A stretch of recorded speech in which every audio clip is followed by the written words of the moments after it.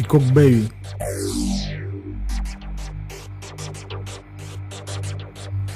МММ Студио.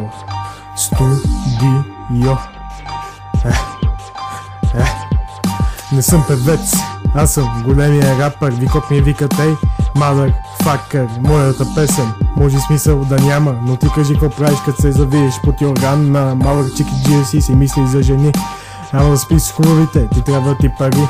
Аз записах в моето студио МММ. Смислените песни, брат, не са за мен. Опитвам се да правя много яки клипове, в тях вкарвам даже и Q7 джипове. Лети през махалите в тъмнината, към 2-3 часа се качваме в планината. Между нас стоят само мангизи, перем ги изкарваме яките ризи. И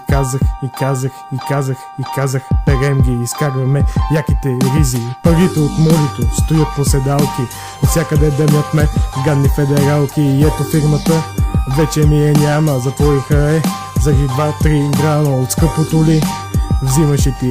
На мен моли в ръцете ми гори, като правиш хрум, правиш и дупка. Това е кръгората, сложили и кръпка. Не можеш да спреш водата да тече. Същото е като меда да седе от мече. 24 кратко злато ми е на врата, на тези скатари аз ми пише. Ти ся не да я гледай като тапак, а отиди работи и се опитвай пак. За мен е чест да правя хип-хоп, с това убивам скуката, също и с скайтоп. Всичко това го пее от кеф. Не искам спонсори, не искам и лев.